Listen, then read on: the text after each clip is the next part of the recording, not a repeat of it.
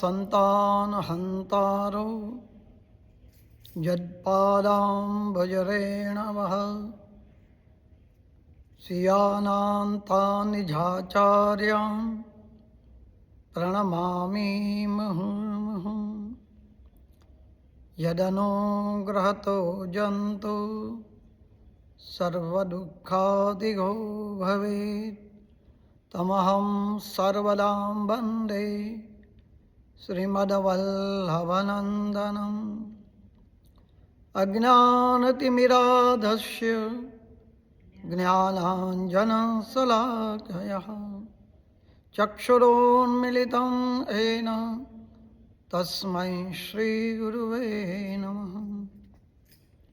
નમામિ હૃદયશેષે લીલાક્ષીરાબ્ધિશાયિનં લક્ષ્મીસહસ્રલીલાભિ સેવ્યમાनं કલાનિધિં ચતુર્ભિશ્ચ ત્રિભિસ્તદા ષડ્ભિર્વિરાજતે યશો પંચધારદે મમ. બરહાપીડં નટવરવપુઃ કર્ણયો કર્ણિકારં બિભ્રદ્વાસકનકકવિશં વૈજયન્તી ચ માલં રત્નાર્વેણુરધરસુદયા પૂરયન ગોપવૃંદે વૃંદારણ્યં સબરરમણં પ્રાવિશદ્ભીતકીર્તિઃ. સચ્ચિદાનંદરૂપાય વિશ્વોત્પત્ત્યાદિહેતવે તાપત્રય વિનાશાય શ્રીકૃષ્ણાય વયં નમઃ.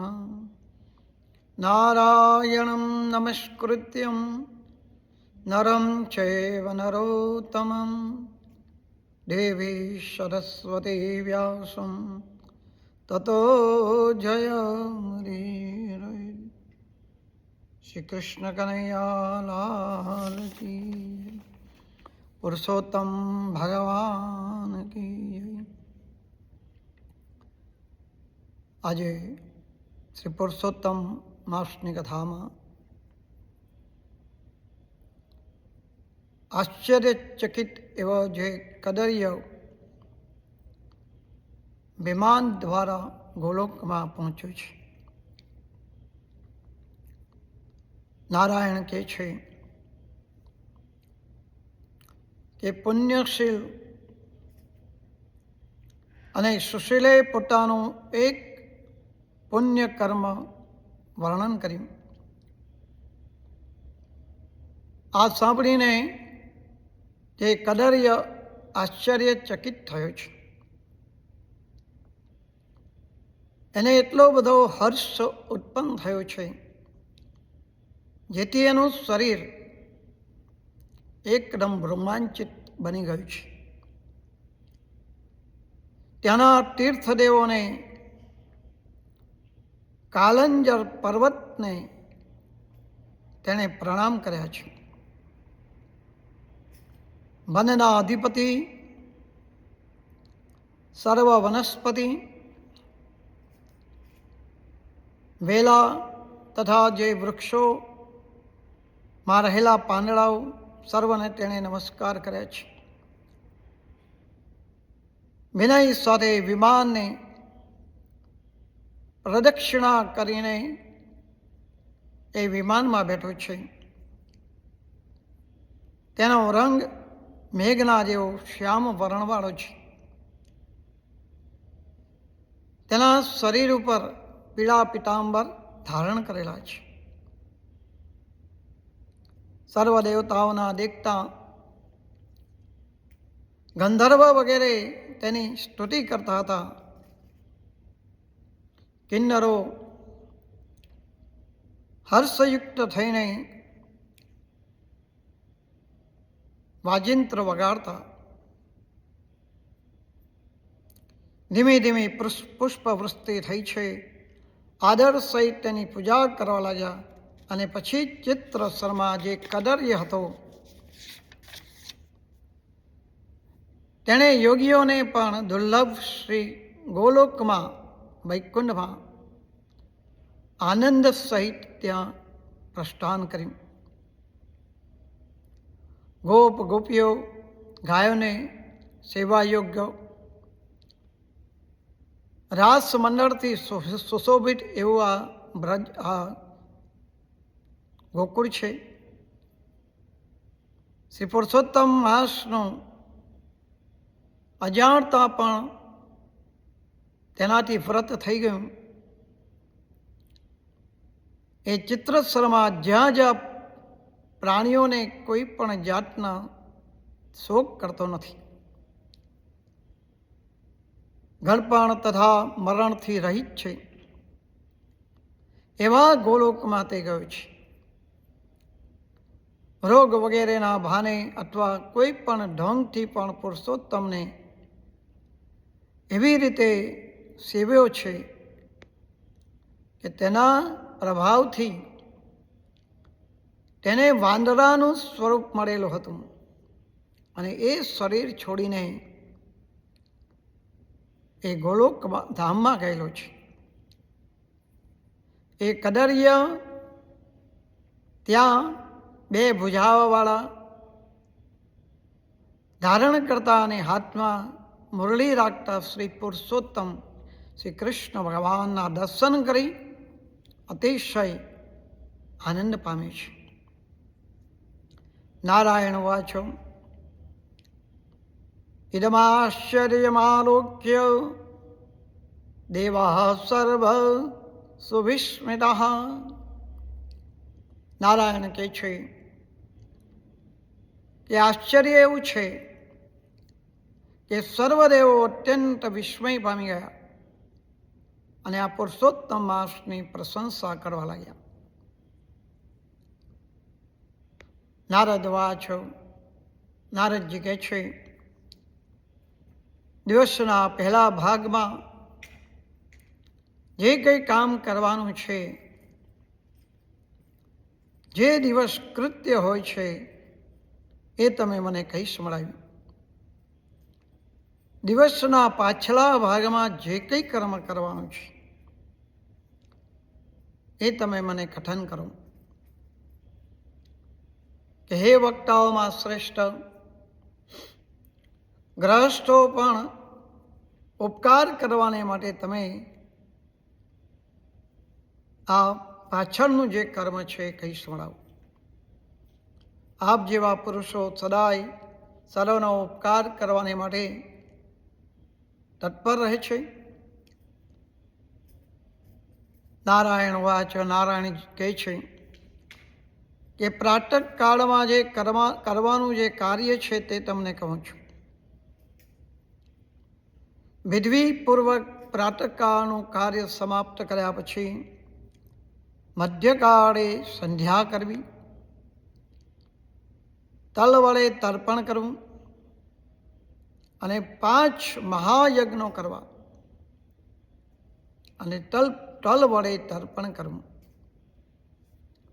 5 મહાયજ્ઞો કરવા અને એ વખતે દેવો, મનુષ્યો, પશુઓ, પક્ષીઓ, સિદ્ધો અને યક્ષો, સર્પો, દેવો, દૈત્યોનો સમુદાય, પ્રેતો, પિશાચ અને સમસ્ત નાગ, આમ જે કોઈ અહીં અન્ન ઈચ્છતા હોય તેઓને સર્વને આ મેં આપ્યું છે એમ મંત્ર બોલીને સર્વ પ્રાણીઓને ઉદ્દિષ્ટને બલિદાન કરવું. વિધિપૂર્વક આચમન કરીને શ્રદ્ધાથી પ્રસન્ન થઈને કોઈ પણ અતિથિને ભોજન કરાવવું. પોતાના દ્વાર આગળ, બારણા આગળ ગાય દોભાય એટલી જમીન અને તેની સામે જોવું, ભાગ્યયોગે અતિથિ મળી આવે તો એ પ્રથમ વખત વડે સત્કાર કરીને દેવોની પેઠે તેમની પણ પૂજા કરવી, શક્તિ પ્રમાણે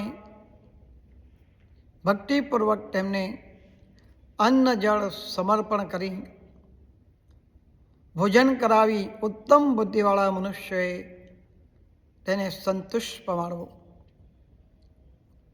સર્વ પ્રકારના શાક દાળ વગેરે સહિત તૈયાર કરેલા અન્નમાંથી જે અલગ કાઢી લઈ એ ભિક્ષા સંન્યાસીને તથા બ્રહ્મચારીને વિધિપૂર્વક આપવી. સંન્યાસી અને બ્રહ્મચારી એને રાંધેલા અન્નના જે ભોજન કરે છે એવા તે સ્વામી છે, માટે તેઓ બંનેને અન્ન આપવા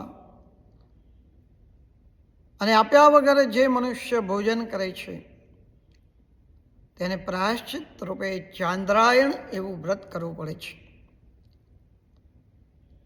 સંન્યાસીના હાથમાં પ્રથમ જળ આપવું, ભિક્ષાન આપવું અને ફરી પાછું તેને જળ આપવું, અને જળ સમુદ્ર જેટલું મનાય છે.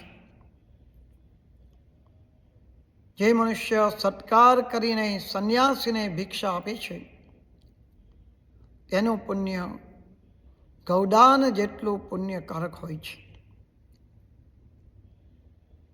ભગવાન યમદેવને કહે છે કે ત્યાર પછી પૂર્વ દિશા તરફ મુખ રાખીને મૌન ધારણ કરીને ઉત્તમ શુદ્ધ પાત્રમાં અન્નની નિંદા કર્યા વગર ભોજન કરવું જોઈએ. ભોજન કરતી વખતે ક્યારેય અન્નનો ખોડ ન કાઢવી. જેવું અન્ન હોય, જેવી રસોઈ હોય એ આપણે જમવામાં લેવી, પણ મૌન ધારણ કરવું. આ વખતે એક જ વસ્ત્ર પહેરેલું હોવું જોઈએ. એક વસ્ત્ર પહેરી બીજું ઉપવસ્ત્ર પહેરવું. પોતાનું આસન પણ પોતાના જ પાત્રમાં પોતે જ જાતે આસન ઉપર બેસી મનને સ્વસ્થ રાખી પ્રસન્ન બુદ્ધિથી આપણે ભોજન કરવું જોઈએ. જે મનુષ્ય એકલો જ જેમાં બીજો કોઈ જમતો ન હોય, પોતાના જ કાંસાના વાસણમાં જમે છે, એનું આયુષ્ય બુદ્ધિ યશ તથા બળ એ ચારેય વૃદ્ધિ પામે છે, વધે છે. ભોજનની વિધિ પણ જણાવવામાં આવી છે કે આત્મા જળ લઈ સત્યમ તત્તેન પરિસિંચામી. આ મંત્રનો ઉચ્ચાર કરીને પાત્રની ચારેય બાજુ જળ ફેરવીને ઘી તથા ભાત વગેરે બહાર મૂકી અને તેનું ભોજન કરવું. 4 કોળિયા ભાત અને ઘી મિશ્ર કરીને થાળીની બાજુમાં મૂકી અને પછી ભોજન કરવું. એમાં પ્રથમ ભોજનની પહેલાં ઘી સહિત થોડું અન્ન વગેરે લઈ 3 કોળિયા ભૂપતય નમઃ, ભૂતાનામ પતય નમઃ, ભુવનપતય નમઃ, ધર્માય નમઃ અને ચિત્રગુપ્તાય નમઃ, આમ 5 કોળિયા બહાર મૂકી અને સર્વભૂતેભ્ય એમ કહીને પછી એક એક ગ્રાસનું બલિદાન દેવું. આ મંત્રના ઉચ્ચાર છે કે યત્ર કાંચન સંધ્યા સંસ્થાનમ ક્ષુપ્તપાસનમ. ભૂખ અને તરસથી પીડાતા જે કોઈ પ્રાણી હોય,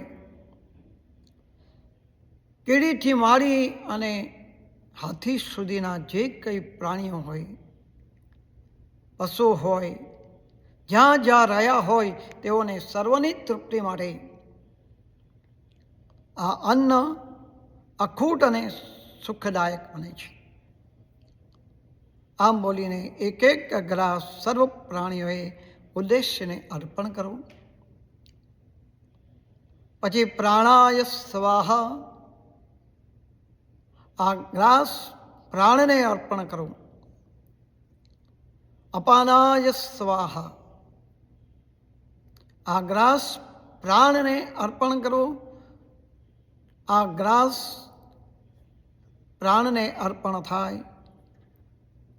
અપાનાય સ્વાહા, વ્યાનાય સ્વાહા, ઉદાનાય સ્વાહા, સમાનાય સ્વાહા. આ મંત્ર ભણીને પ્રાર્થના કરવાની કે હે પ્રભુ, તમને આ અન્ન અર્પણ થાવ. ઓમકાર પૂર્વક બોલતા ઘીવાળા 5 કોળિયા 5 વાર જીભથી જમવું અને પછી દાંતથી તેને ચાવવું નહીં. એકાગ્રચિત્ત પ્રથમ મધુર પદાર્થો ખાવા. ખાટા અને ખારા પદાર્થો પણ વચ્ચે ખાવા અને કડવા તથા તીખા પદાર્થો છેલ્લે ખાવા. હર કોઈ મનુષ્યએ પહેલાં પ્રવાહી ખાવું, વચ્ચે કઠણવાળા પદાર્થો ખાવા અને છેલ્લે પરિપ્રવાહી પદાર્થો જમવા. આમ ખાનારો માણસ બળ અને આરોગ્યને કદી છોડતો નથી. અત્યારે સગવડીયો ધર્મ થઈ ગયો, જે આવે આપણે ખાઈ લઈએ છીએ. સદાય બળવાન અને નિરોગી રહી શકાતો નથી. માટે શાસ્ત્રમાં કહેલી વિધિ પ્રમાણે આપણે ભોજન કરવાથી ખૂબ જ તંદુરસ્ત અને નિરોગી રહેવાય છે. સંન્યાસીએ 8 કોળિયા જમવા, વાનપ્રસ્થે 16 કોળિયા જમવા અને ગ્રહસ્થે 32 કોળિયા ભોજન કરવું.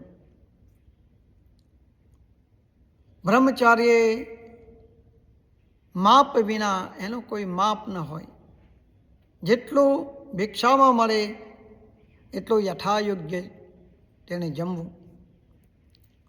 બ્રાહ્મણ, ક્ષત્રિય અને વૈશ્ય શાસ્ત્ર વિરુદ્ધ ભક્ષ્ય ભોજ્ય વગેરે ખાવું નહીં. શાસ્ત્રમાં જે ખાવાનું કહેલું છે એ જ ખાવું. ક્ષત્રિય તથા વૈશ્ય શાસ્ત્ર વિરુદ્ધ ભક્ષ્ય ભોજ્ય વગેરે ખાવા નહીં. સૂકો તથા વાસી આહાર ભોજન માટે ખૂબ જ અયોગ્ય કહેલું છે. આજનું વધેલું કાલે ન ખાવું. ઘી તથા દૂધના પદાર્થો સિવાય બીજા બધાય પદાર્થો થોડા થોડા કંઈક બચે એમ ખાવા. પોતે જન્મ્યા પછી ભાણામાં બચેલા એ પદાર્થોને આંગળીઓના અગ્ર ભાગ ઉપર લઈ જળની અંજલિ ભરી તેમાંથી અડધું જળ પોતે પી જઈ આંગળીઓના અગ્ર ભાગ ઉપર રાખેલું એવું અન્ન જમીન ઉપર મૂકવું અને એના ઉપર અંજલિનું પેલું અડધું જળ ચડાવવું. વિદ્વાન માણસે મંત્ર બોલી અને જમવું. નહીં તો મંત્રોચ્ચાર કર્યા વિના જો બ્રાહ્મણ ભોજન કરે છે તો તે પાપ ભાગી બને છે અને પ્રાયશ્ચિત્તે શુદ્ધ થાય છે. મંત્ર આ પ્રમાણે છે. રૌરવે પૂર્વા નિલયે પદ્માર્ભો નિવાસિનામ, કે પરોથી ભરેલા રૌરવ એવા નરકમાં પદ્મ અને અબજ વર્ષોથી જેઓએ પામી રહ્યા છે એ સર્વ ઈચ્છતા પ્રાણીઓને આ મેં આપેલું જળ અખૂટ થઈને પ્રાપ્ત થાવ.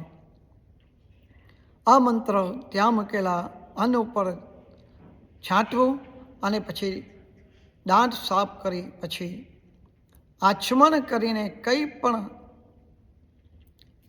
વિના હાથે પાત્રને ખસેડીને ત્યાંથી ઊભા થઈ જાઉં અને બહાર ઊભા રહીને સાવધાનીપૂર્વક કાળજીપૂર્વક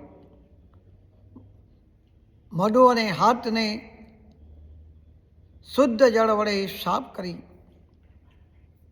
16 કોગળા કરીને શુદ્ધ થઈને સુખકારક આસન ઉપર બેસવું.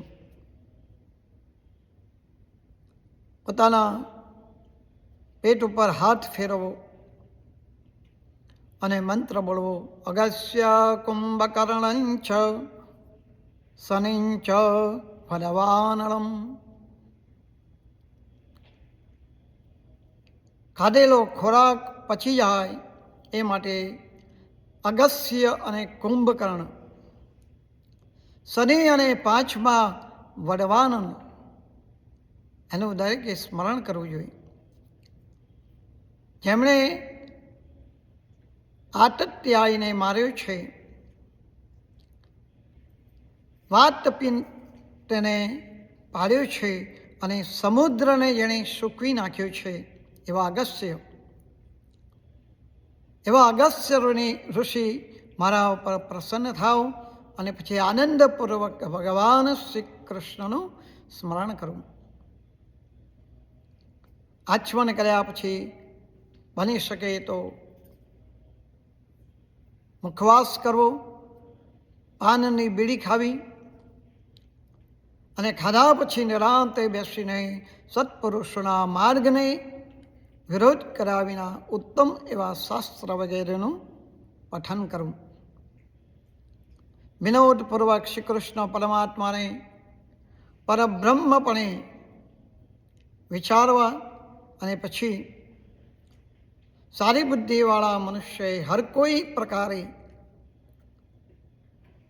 થોડી પણ નવરાશ લઈને 2 ઘડી મનને સ્વસ્થ શાંત કરી ઉત્તમ સજ્જનતાના મુખથી આત્મવિદ્યા કેદા વેદાંત શાસ્ત્રનું શ્રવણ કરવું. કેમ કે સાંભળવાથી ધર્મ સમજી શકાય છે અને સાંભળવાથી પાપમાંથી મુક્તિ મળે છે, પાપ છૂટી જાય છે. સાંભળવાથી મોહ દૂર થાય છે અને એ સાંભળવાથી જ્ઞાનરૂપ અમૃત વધે છે. ભાગવત સાંભળવાથી નીચ માણસ પણ શ્રેષ્ઠપણું પામે છે, પરંતુ શ્રવણ કર્યા વિના એ શ્રેષ્ઠ મનુષ્ય પણ નીચપણું પામે છે. બહાર જઈ સુખપૂર્વક આજીવિકા માટેનો વ્યવહાર કરો અને આ વખતે પુરુષાર્થમાં સિદ્ધ આપનારા શ્રી કૃષ્ણ ભગવાનનું મનથી સ્મરણ કરતા હંમેશા તેમના જાપ કરવા. સૂર્ય અસ્ત થાય ત્યારે સાંજના તીર્થ સ્થાન પર જઈ તીર્થની સગવડ ન હોય તો ઘેર પણ હાથ પગ ધોઈને દર્ભથી પવિત્રી ધારણ કરી પવિત્ર થઈને સાયંકાળની સંધ્યા કરવી. જે બ્રાહ્મણ પ્રમાદથી સાયં સંધ્યા કરતો નથી તેને ગાયની હત્યા કર્યાનું પાપ લાગે છે. માટે સર્વ ધર્મને સર્વ વર્ણને પોતાના ઈચ્છિત એવા ઈષ્ટદેવના મંત્ર ભણવા, બ્રાહ્મણે સંધ્યા કરવી અને જો બ્રાહ્મણ આ પ્રમાણે સંધ્યા ન કરે તો મર્યા પછી તે એવા રવરવ એવા નરકમાં પડે છે. કોઈ વખતે સાંજના સમય વીતી ગયા હોય, સંકટમાં આવી પડ્યા હોય કે મુસાફરીમાં રહ્યા હોય તો પણ ઉત્તમ બ્રાહ્મણે મધ્યરાત્રિ સુધીમાં પણ સાયમ સંધ્યા અવશ્ય કરવી જોઈએ, પણ સંધ્યા કર્યા વિના રહેવું નહીં. જે શ્રદ્ધા બ્રાહ્મણ 3 કાળ સંધ્યોપાસન કરે છે તેનું તેજ ઘીથી જેમ અગ્નિનું તેજ વધે છે તેમ અત્યંત એ વધે છે. છેલ્લે સાયમ સંધ્યા વખતે સૂર્યને અર્ઘ્ય અર્ધોસ્ત પામેલ હોય તે વખતે સૂર્ય સહિત અર્ધો સૂર્ય થવો જોઈએ. સાયમ સંધ્યામાં પ્રાણાયામ અને આચમન કરી આપો હિષ્ટામયો ભુવઃ આ મંત્ર વડે પ્રોક્ષણ કરવું, માર્જન કરવું. આમ સાંજને સંધ્યા કર્યા પછી અગ્નિમાં હોમ કરવો અને પોતાના પૌષ્ય વર્ગ, નોકર ચાકર વગેરે સાથે ખૂબ જ વાર્તાલાપ સારો કરવો, પછી આહાર કરવો અને પછી સૂઈ જવું. સાયંકાળે પ્રાતઃકાળે ભોજન નહીં કરનારે પણ વૈશ્વદેવ અને બલિદાનનું ધર્મ કર્મ અવશ્ય કરવું, નહીં તો એ પાપનો ભાગીદાર બને છે. ગ્રહસ્થે ભોજન કર્યા પછી હાથ પગ ધોઈને શૈયા ઉપર સૂવું જોઈએ, નિંદ્રા કરવી જોઈએ અને પોતાના ઘરમાં પૂર્વ દિશા તરફ માથું રાખી અને સૂવું. સસરાને ઘેર દક્ષિણ દિશા તરફ માથું મૂકીને સૂવું અને મુસાફરીમાં ગયા હો ત્યારે પશ્ચિમ દિશા તરફ માથું રાખીને સૂવું જોઈએ. પણ ઉત્તર દિશા તરફ ક્યારેય આપણે માથું રાખીને સૂવું નહીં, કારણ કે ઉત્તર દિશામાં પિતરોનો વાસ છે. ઉત્તર દિશા તરફ માથું રાખીને કદી પણ સૂવું નહીં. સૂતી વખતે પ્રથમ રાત્રિ સૂક્ત ભણી જવું, સુખશૈયામાં દેવોનું સ્મરણ કરવું અને પછી અવિનાશી વિષ્ણુ ભગવાનને નમસ્કાર કરી શાંત ચિત્તે સૂઈ જવું. અગસ્ત્ય, માધવ, મહાબળવાન, મુચકુંડ, કપિલ મુનિ અને આસ્તિક આ 5 સુખશાહી દેવો કહેવાય છે. માટે તેઓનું સ્મરણ કરીને ઓશિકા તરફ માંગલિક એવા જળ ભરેલો કળશ મૂકવો. ગરુડદેવના મંત્રથી રક્ષા કર્યા પછી સૂઈ જવું અને ઋતુકાળે પોતાની સ્ત્રી પાસે જવું અને પોતાની સ્ત્રીએ જ સદાય આસક્ત રહેવું અને એવું ઐક્ય પત્ની વ્રત પાળનારે રતિની ઈચ્છાથી પણ દરેક પર્વના દિવસ છોડીને તેણે તેમાં નિંદ્રામાં જોડાવું. નારાયણ કહે છે, હે નારદ મુનિ, સમગ્ર વેદશાસ્ત્રમાં કહેલું આ ઉત્તમ એવું ચરિત્ર છે. ગ્રહસ્થાશ્રમનું લક્ષણ છે અને અહીં ટૂંકમાં લોકોના હિત માટે તમને સારી રીતે આ લક્ષણ સાથે જણાવ્યું છે. ઇતિ શ્રી બૃહદ નારદીય પુરાણે પુરુષોત્તમમાં મહાત્મે શ્રી નારાયણ નારદ સંવાદે આહનિક કથનમ નામને એકોવિંશોધ્યાય. શ્રી પુરુષોત્તમ ભગવાન કી જય. શ્રી કૃષ્ણ કનૈયાલાલ કી જય.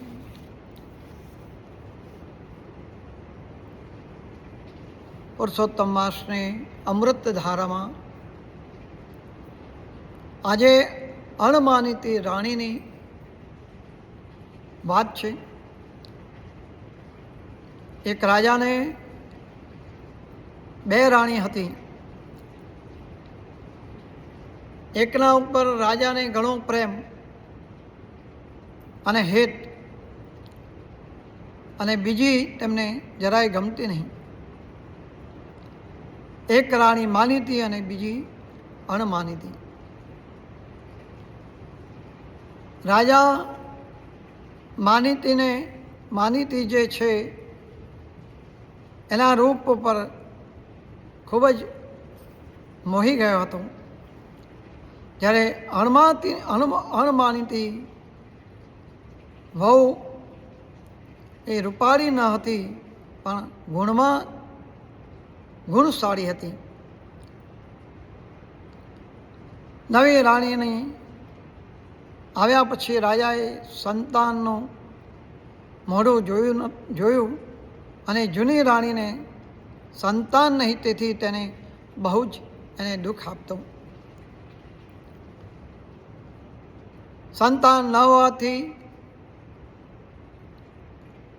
રાણીને ઘણું દુઃખ થયું.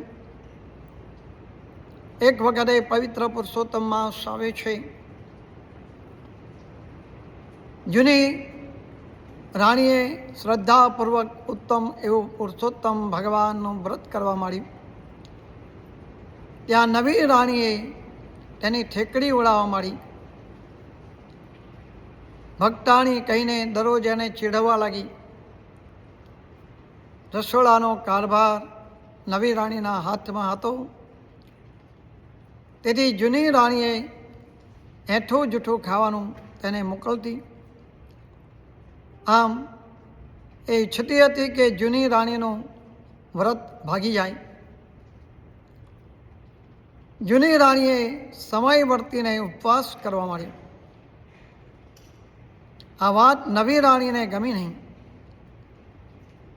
તેણે રાજાને આડું અવળું સમજાવી ધર્મ કરી રહેલી એવી જૂની રાણીને મહેલમાંથી તેણે કાઢી મૂકી. જૂની રાણી ભગવાનના ભરોસે પહેરેલા કપડામાં એ બહાર ચાલી ગઈ. રસ્તામાં એક ગાય તરસે મરી રહી હતી. તેણે તેને પાણી પીવડાવ્યું અને જૂની રાણી આગળ ચાલી ગઈ. થોડે દૂર એક અવાવરું શિવાલય હતું. ત્યાં બંધ અસ્વચ્છ જોઈ જૂની રાણીએ બહુ દુઃખ થયું. તેણે શ્રમ કરવાનો વિચાર કર્યો. શ્રમ લઈને બધું સાફ કરી દીધું, સ્વચ્છ કરી દીધું. બાજુના તળાવમાંથી પાણી લઈ આવી શંકર ભગવાનને સ્નાન કરાવી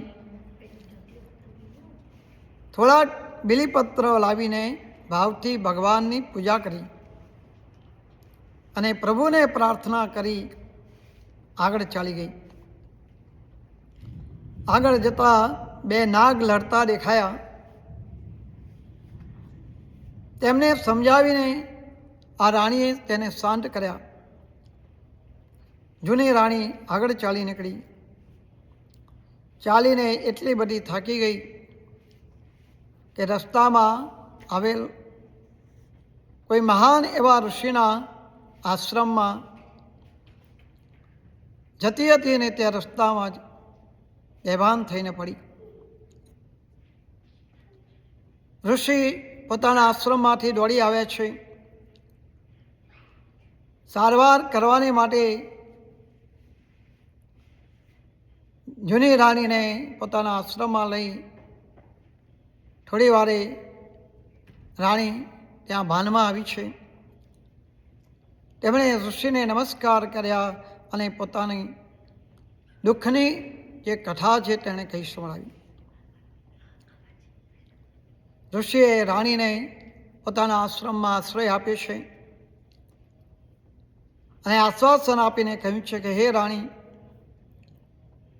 તું પુરુષોત્તમ માસનો વ્રત કરે છે એ ઘણું ઉત્તમ કાર્ય છે.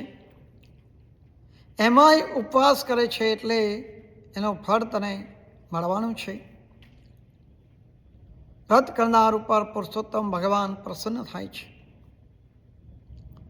માટે તું તારા મહેલમાં જા અને રસ્તામાં તારું કદરૂપપણું મટી જશે. તું રૂપાળી થઈશ અને તારા વ્રતના પ્રભાવથી તારી શૌચ્ય અને રાજા તારું સન્માન કરશે. જૂની રાણી ઋષિના આશીર્વાદ લઈ મહેલ તરફ ચાલી નીકળી છે. રસ્તામાં પેલા બે નાગ લડતા જોયા હતા.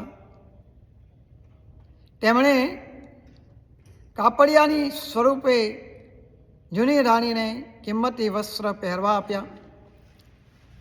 ત્યાર પછી શિવાલયમાં ગઈ અને એ શંકર ભગવાનનું મંદિર હતું.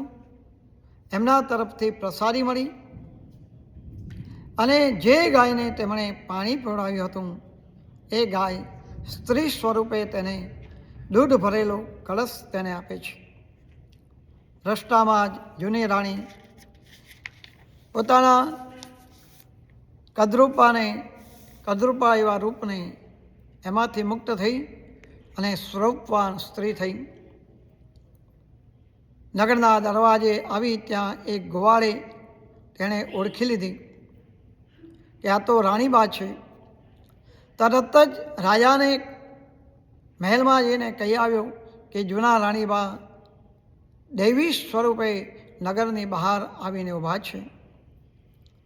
એટલે રાજા પોતાની માનીતી રાણી સાથે તેને લેવાને માટે ગયો છે. ત્યાર પછી રાણીએ બધી વાત કરી છે. અણમાનીતી રાણીના ગયા પછી રાજા અને રાણીને ઘણો જ એવો પસ્તાવો થયો છે. બહુ દુઃખ થયું. તેથી તેઓ વાતે ગાતે નગરના દરવાજે આવ્યા છે અને અણમાનીતી રાણીને હેતથી બોલાવી સોના રૂપાના ફૂલોથી વધાવી વાતે ગાતે પોતાના મહેલમાં લઈ આવે છે. અણમાનીતી રાણીએ તેમને પુરુષોત્તમ ભગવાનના વ્રતનો મહિમા સમજાવ્યો. એટલે રાજા અને માનીતી રાણીએ પણ પુરુષોત્તમ ભગવાનનું વ્રત કરવા માંડ્યું. પુરુષોત્તમ માસ પૂર્ણ થતાં સોના રૂપાના તેણે દાન કર્યા. રાજ્યભરમાં પુરુષોત્તમ મહિનાનો મહિમા વધારી દીધો.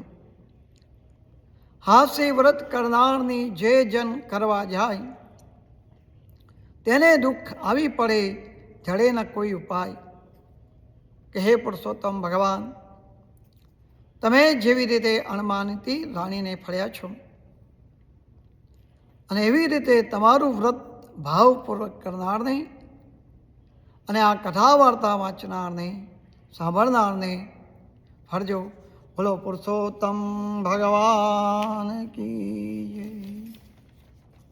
મેરો તો આધાર श्री राधा के चरणारविंद मेरो तो आधार. श्री राधा के चरणारविंद राधा के चरणारविंद राधा के चरणारविंद राधा के चरणारविंद राधा के चरणारविंद मेरो तो आधार. श्री राम के चरणारविंद मेरो तो आधार. श्री राम के चरणारविंद, राम के चरणारविंद, राघव के चरणारविंद, राम के चरणारविंद, राघव के चरणारविंद, मेरो तो आधार। श्री वल्लभ के चरणारविंद, मेरो तो आधार। श्री वल्लभ के चरणारविंद, वल्लभ के चरणारविंद, विठ्ठल के चरणारविंद, के चरणारविंद, विठ्ठल के चरणारविंद, मेरो तो आधार। श्री राम के चरणारविंद, मेरो आधार। श्री सीता के चरणारविंद, मेरो तो आधार। श्री कृष्ण के चरणारविंद। बोलो श्री कृष्ण कन्हैया लाल की जय। पुरुषोत्तम भगवान की जय। श्री द्वारिकाधीश की जय। श्री गोवर्धन नाथ की जय। श्री गिरिराज धरण की जय। श्री वल्लभाधीश की जय। श्री श्याम सुंदर श्री यमुने महारानी की जय।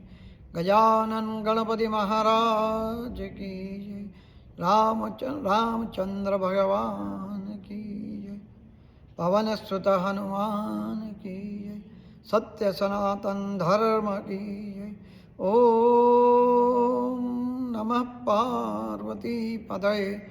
हर हर महादेव हर। सर्वने जय श्री कृष्ण।